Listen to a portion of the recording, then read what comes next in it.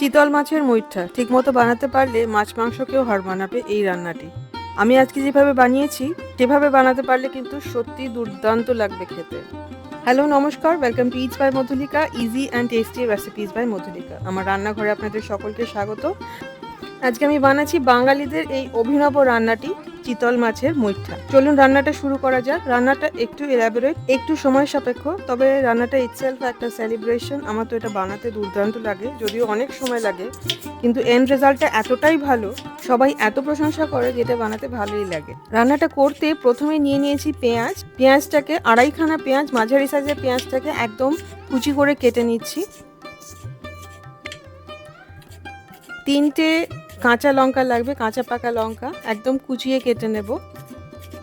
আমি একটা লাল লঙ্কা ইউজ করেছি, দেখতে ভালো লাগে বলে। সবুজ আর লাল দুটো মিশিয়ে দেখতে বেশ ভালো লাগে, সেই জন্যই একটা লাল লঙ্কা ইউজ করেছি। আজকে আমি যতটা বানাচ্ছি সেটা 6 জনের মতো। লাগছে মটরশুঁটি, আমি 1 কাপ নিয়েছি। একটা মাঝারি সাইজের সিদ্ধ করা আলু আমি 8 টুকরো করে কেটে নিচ্ছি। আপনারা চাইলে কাঁচা আলুও দিতে পারেন, কিন্তু সিদ্ধ করা আলু দিলে কিন্তু টেস্টটা অনেক বেটার আসে, সেই জন্যই সিদ্ধ করা আলু দেওয়া। একটা মাঝারি সাইজের সিদ্ধ করা আলু আমি গ্রেট করে নিচ্ছি। আপনারা চাইলে এমনি কচলো দিতে পারেন, হাত দিয়ে মেখে নিতে পারেন, কিন্তু গ্রেট করে দিলে মাখতে সুবিধা হবে। এটা মুইঠাটা মাখবার সময় লাগবে, মুইঠার মিক্সচারটা মাখবার সময় লাগবে, সেই জন্য আমি গ্রেট করে নিলাম। এবারে মাছটা মেখে নেব, চিতল মাছটা মেখে নেব। কাঁটা ছাড়ানো কোরানো চিতল মাছ আমি নিয়েছি 400 গ্রাম। প্রথমে দিয়ে দিলাম পেঁয়াজ কুচি, তারপরে দিলাম কাঁচা লঙ্কা কুচি, নুন দিলাম স্বাদ মতো, গরম মশলা গুঁড়ো দিলাম 1 টিস্পুন, হলুদ গুঁড়ো দিলাম 1/4 টিস্পুন, লাল লঙ্কা গুঁড়ো দিলাম 1 টিস্পুন, গোলমরিচ দিলাম 1 চা চামচ 1 teaspoon, tomato sauce 1 table spoon. এটা অনেকেই দেন না, বাট আমি দিই, এটা কিন্তু খেতে একদম টেস্টটা ডিফারেন্ট করে দেবে। সর্ষের তেল দিলাম 1/2 টেবিল স্পুন, আর যে আলুটা কুড়িয়ে রেখেছি, আলুটা গ্রেট করে রেখেছি, সেটা দিয়ে দিলাম। দেব 1 টেবিল চামচ ময়দা। এবারে সব মিশিয়ে মাছটাকে খুব ভালো করে কচলে মেখে নেব।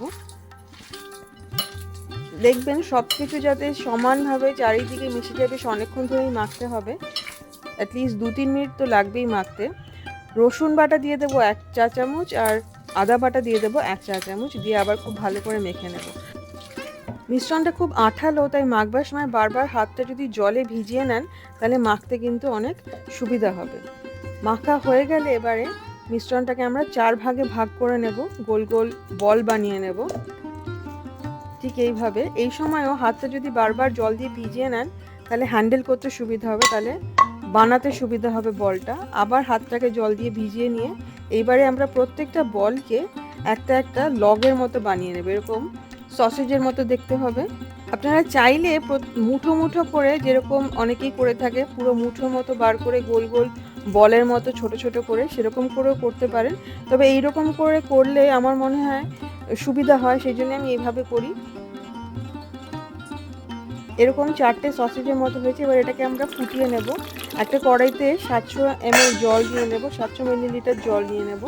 জলটা যখন ফুটে উঠবে তখন খুব হালকা করে মাছের এই বল বা লগগুলোকে, সসেজগুলোকে আমরা দিয়ে দেব।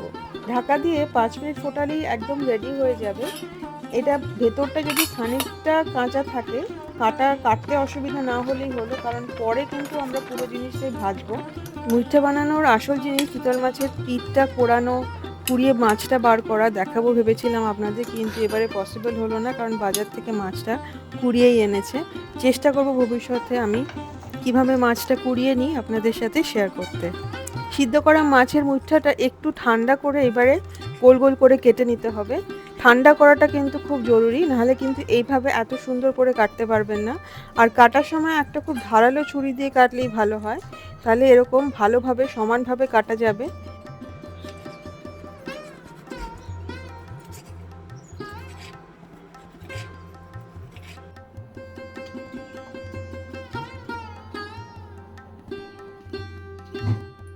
এইবারে পেস্ট বানানোর জন্যে পেঁয়াজ কেটে নেব। আড়াইখানা মাঝারি সাইজের পেঁয়াজ বড় বড় করে স্লাইস করে নিচ্ছি।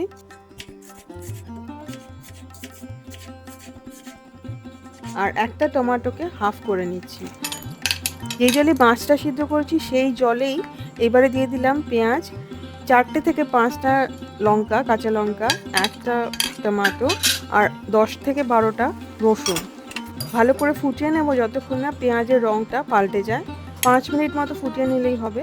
আপনারা কাঁচা পেঁয়াজ, আদা রসুনের বাটা দিয়েও করতে পারেন, তবে এইভাবে একবার করে দেখবেন, আমার মনে হয় আপনাদের ভীষণই ভালো লাগবে। এই টেস্টটা কিন্তু সাংঘাতিক ভালো আসে।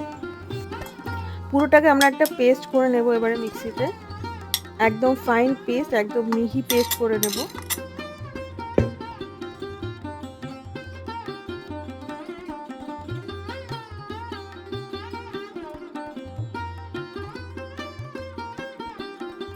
এইবারে রান্নাটা শুরু করা যাক। আমি একটা ফ্রাইং প্যানে 3/4 কাপ সর্ষের তেল নিয়ে নিয়েছি। এই রান্নাটা কিন্তু সর্ষের তেলই সব থেকে ভালো হয়। মাছের যে টুকরোগুলো, মাছের যে গোল গোল করে কেটে রাখা, আমি মুঠাই বলছি, যদিও এটা মুঠো করে বানানো নয়, তাও আমি এটাকেই মুঠা বলছি। দেখতে সুন্দর লাগে এইভাবে বানালে বলে এইভাবেই বানানো। আর আমার মনে হয় এতে মশলা খুব ভালো করে ঢোকে। টুকরোগুলোকে খুব ভালো করে ভেজে নেব। কলকাতার একটি জনপ্রিয় রেস্টুরেন্টে খেয়েছিলাম চিতল মাছের মুইঠি, যেটা ভীষণ ভালো লেগেছিল। পরে রান্নাটা দেখেছিলাম রেস্টুরেন্টের একজন কর্ণধার টিভিতে শেয়ার করেছিলেন, সেই রেসিপিটাই আমি বানাই তারপর থেকে, আর সেই রেসিপিটাই সবাই এত ভালোবাসে। একটু অল্টারেশন করেছি, নিজের পছন্দ মতো কিছু কিছু জিনিস আমি অ্যাড করেছি। মাছের টুকরোগুলো এরকমভাবে লাল লাল করে ভেজে তুলে নিচ্ছি। এবারে সেকেন্ড ব্যাচটা দিয়ে দেবো, ঠিক ওইভাবেই লাল লাল করে ভেজে তুলে নেব। মাছটা ভাজাটা কিন্তু খুব ইম্পর্টেন্ট সিদ্ধ করার মতো, এতে কিন্তু ওই চিতল মাছের মুইটার যে স্পঞ্জি ব্যাপারটা থাকে সেইটা আসবে। এবারে গ্রেভিটা বানাবো, তার জন্য যে তেলটা আছে তার মধ্যে দিয়ে দেবো গোটা গরম মশলা ফোড়নে, 3 থেকে 4টে এলাচ আর 1 ইঞ্চি দারচিনি। একটু ভেজে নিয়ে যখন সুন্দর একটা গন্ধ বেরোবে, দিয়ে দেবো সিদ্ধ করা টুকরো করা আলুটা। আলুটাকে একটু লাল লাল করে ভেজে নেব, জাস্ট কালার আসবে সামান্য, তারপরে তুলে নেব।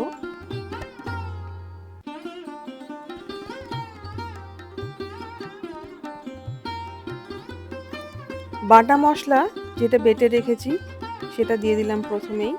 এই স্পেশাল মশলা বাটাটাই কিন্তু রান্নাটাকে একদম আলাদা করে দেয় এবং ভীষণ টেস্টি করে দেয়।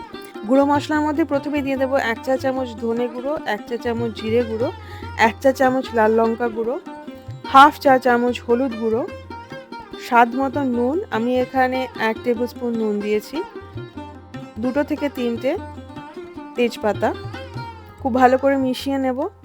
মিশিয়ে নিয়ে মশলাটাকে ভাজবো যতক্ষণ না তেল বেরোচ্ছে। আমরা যদিও 3/4 কাপ তেল দিয়েছিলাম, কিন্তু এখানে কিন্তু তেল খুব একটা বেশি হবে না। আপনারা যদি তেল একটু বেশি দিতে চান তাহলে কিন্তু 1 কাপ তেল প্রথমেই দিতে পারেন, তাতে কিন্তু তেলটা একদম ঠিকঠাক হবে। আমার কিন্তু এই রান্নাটা তেলটা একটু কমই হয়েছে। ঢাকা দিয়ে মশলাটা কষবো, মাঝে মাঝে ঢাকা খুলে প্রত্যেক 2 মিনিট অন্তর অন্তর ঢাকা খুলে নেড়ে দেবো, যাতে মশলাটা নিচে লেগে না যায়, পুড়ে না যায়, আর সমানভাবে পুরো মশলাটা ভাজা হয়। মশলাটা যখন জল শুকিয়ে গেছে তার মানে মশলাটা পুরো রান্না হয়ে গেছে। এবারে দিয়ে দেব মটরশুঁটি। মটরশুঁটি কিন্তু এই রান্নায় অপশনাল। আমি যে বললাম, আমি যে রান্নাটা দেখেছি তার মধ্যে মটরশুঁটি দেয়, তাই আমি প্রত্যেকবারই যখন বানাই তখন মটরশুঁটি দিয়েই বানাই। ফ্রেশ মটরশুঁটি না পেলে ফ্রোজেন মটরশুঁটি ইউজ করি আমি। ঢাকা দিয়ে একদম কম আছে মশলার সাথে মটরশুঁটিটা 2 মিনিট রান্না করার পরে ঢাকা খুলে 1 মিনিট মতো মটরশুঁটিটাকে কষিয়ে নিয়ে এইবারে দিয়ে দেবো টমেটো কেচাপ 1 টেবিল স্পুন আর গোলমরিচ 1 টিস্পুন। এই দুটো উপকরণ কিন্তু আমার অ্যাডিশন এই রান্নায়, আর এই দুটো উপকরণের জন্য কিন্তু রান্নাটা খেতে আরও ভালো হয়েছে। সব ভালো করে মিশিয়ে নিয়ে খানিকক্ষণ কষে নেব, 1 মিনিট 2 মিনিট মতো কষালেই হবে। এইবারে মাছ আর পেঁয়াজ রসুন সিদ্ধ করার যে জলটা, সেই জলটা দিয়ে দেব। জলটা দিয়ে খুব মশলার সাথে খুব ভালো করে মিশিয়ে নেব। যদি মনে করেন যে আরেকটু গ্রেভি লাগবে তাহলে আরেকটু জল কিন্তু দেওয়া যেতেই পারে। গ্রেভিটা যখন ফুটে উঠেছে, ঝোলটা যখন ফুটে উঠেছে, তখন দিয়ে দেব আলু, ভেজে রাখা আলু আর ভেজে রাখা মাছগুলো, মুইঠাগুলো।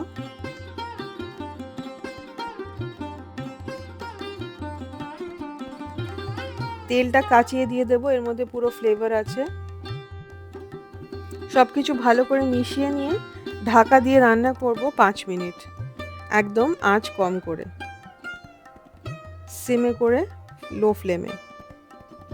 5 মিনিট বাদে ঠিক এইরকম হবে। আপনারা দেখতে পাচ্ছেন তেল কিন্তু এখানে খুব বেশি নেই, একটুখানি নেড়ে দেব, মাছের টুকরোগুলো উল্টে দেবো, মুইঠার টুকরোগুলো উল্টে দেবো, দিয়ে এবারে দিয়ে দেবো গরম মশলা 1/2 টিস্পুন। আমি বাড়িতে বানানো গরম মশলা ইউজ করেছি, আপনারা যদি বাইরের গরম মশলা ইউজ করেন, কেনা গরম মশলা ইউজ করেন, তাহলে 1 টিস্পুন দেবেন। ভালো করে মিশিয়ে নিয়ে এইবারে দিয়ে দেবো কাঁচা পাকা লঙ্কা। আমি এখানে 7-8খানা কাঁচা পাকা লঙ্কা দিলাম। চিতল মাছের মুইঠা একদম রেডি টু সার্ভ। তবে সার্ভ করার আগে কিন্তু 10 মিনিট স্ট্যান্ডিং টাইম অবশ্যই দেবেন।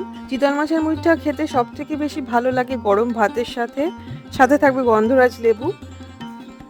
রান্নাটা যারা পুরোটা দেখেছে তারা অবশ্যই বুঝতে পারছেন যে রান্নাটা কতটা ভালো হবে খেতে। প্লিজ ট্রাই করবেন আমার এই রেসিপিটা এবং আমাকে কমেন্ট করে জানাবেন যে আপনাদের কেমন লাগলো। রেসিপিটা ভালো লাগলে প্লিজ লাইক করবেন, শেয়ার করবেন। আমার channel it's by Madhulika, easy and tasty recipes by Madhulika, please subscribe করবেন। আমি প্রত্যেক মঙ্গলবার, বৃহস্পতিবার এবং শনিবার রেসিপিস শেয়ার করি, যে রেসিপিগুলো আমার খুব পছন্দের এবং মনে হয় যে আপনাদেরও ভীষণ ভালো লাগবে। আমার সাথে থাকবেন। সাবস্ক্রাইব করার সময় বেল বাটনটি প্রেস করলে আমি যখনই কোনো রেসিপি শেয়ার করব তার প্রথম নোটিফিকেশন আপনার কাছেই যাবে। খুব ভালো থাকবেন, ভালো ভালো রান্না করবেন। দেখা হবে খুব শিগগিরই একটা নতুন রেসিপি নিয়ে। Happy cooking. Thank you.